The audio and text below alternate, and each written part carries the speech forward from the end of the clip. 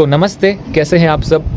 एक बार फिर से आपका स्वागत है। उम्मीद करता हूं कि आप सब अच्छे होंगे और आपको अपने एग्जाम के लिए बेस्ट ऑफ लक। तो देखो, हाल ही में अभी रीट प्री का रिजल्ट आया होगा, तो इस रिजल्ट के चलते आपके माइंड में भी क्यूरियोसिटी चल रही होगी, क्योंकि आप भी बीएसटीसी कर रहे हो तो आपके माइंड में चल रहा होगा कि आगे रीट क्या होगी, रीट क्या है, रीट में हमको कैसे क्या करना है, ये सब। और रीट में कौन कौन एलिजिबल है, क्या 2024 वाले बैठ पाएंगे, क्या ये भी हाल ही में 2025 वाले क्लियर करके बैठ पाएंगे। तो इन सब की मैं बात करने वाला हूँ, आपके सब डाउट में क्लियर करने वाला हूँ। वीडियो को एंड तक देखना, वॉल्यूम बढ़ा देना, मेरे शब्दों पे ध्यान देना। तो देखो, सबसे पहले मैं आपको बताता हूँ रीट क्या है। रीट REET, इसकी फुल फॉर्म है Rajasthan eligibility examination for teacher. मतलब जो थर्ड ग्रेड राजस्थान में टीचर बनते हैं उनको रीट प्री और मेंस क्लियर करना पड़ता है। मतलब ये रीट है, रीट के दो एग्जाम होते हैं, एक प्री एग्जाम, एक मेंस एग्जाम।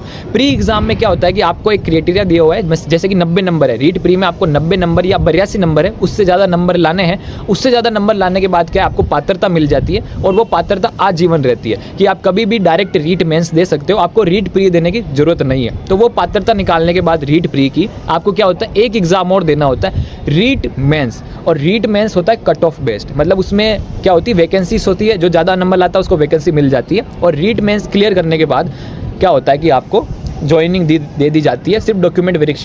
सिर्फ डॉक्यूमेंट वेरिफिकेशन आपको करना होता है। तो कंक्लूजन क्या कह रहा हूँ, रीट के दो एग्जाम होते हैं। रीट प्री, आपने रीट प्री में पात्रता निकाल ली तो आपको वो एग्जाम कभी देने की जरूरत ही नहीं है। फिर आता है रीट मेंस, सेकंड पड़ाव। अगर रीट मेंस आपने निकाल लिया तो आपकी क्या है, डॉक्यूमेंट वेरिफिकेशन होता है और डायरेक्ट ज्वाइनिंग होती है। पर मानो अगर आप रीट मेंस में फेल हो गए तो क्या आपको रीट प्री वापस देने की जरूरत है? तो नहीं, रीट प्री की पात्रता आपके पास जीवन भर रहेगी। मतलब आप पात्र हो चुके हो, आपने प्री क्लियर कर लिया, आपको हर बार मेंस ही देनी है अगर आप एक बार फेल हो जाते हो। तो ये रीट का कॉन्सेप्ट आपको समझ में आया कि क्या है। रीट में थर्ड ग्रेड टीचर की भर्ती होती है, रीट प्री एग्जाम होगा, मेंस एग्जाम होगा, मेंस के बाद डायरेक्ट ज्वाइनिंग होगी।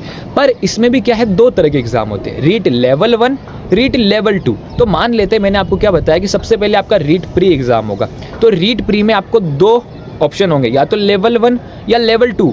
अब लेवल 1 लेवल 2 से क्या है, तो लेवल 1 जैसा इसका नाम है लेवल 1, तो लेवल 1 में कौन अप्लाई कर सकता है, बीएसटीसी वाले, जिसके पास बीएसटीसी डिग्री हो या बीएसटीसी सेकेंड ईयर में चल रहे हो, वो रीट प्री के लिए अप्लाई कर सकते हैं, है ना। लेवल 1 वाले टीचर बनते हैं 1 से लेकर 5वीं तक के क्लास वालों के। मैं लेवल 1 की ही बात कर रहा हूँ, लेवल 2 की थोड़ी बाद में बात करेंगे। तो सबसे पहले लेवल 1 में क्या है, बीएसटीसी वाले ही अप्लाई कर सकते हैं, और वो बनते हैं 1 से 5वीं तक के शिक्षक, ठीक है ना। तो रीट प्री में लेवल 1 वाले क्या है, अपनी पात्रता निकाल लेंगे, फिर वो रीट मेंस में बैठेंगे, है ना। फिर वो रीट मेंस में लेवल 1 वाले क्लियर करने के बाद क्या होगी, उनकी ज्वाइनिंग हो जाएगी डॉक्यूमेंट वेरिफिकेशन के बाद, ठीक है। अब आते हैं लेवल 2 की बात।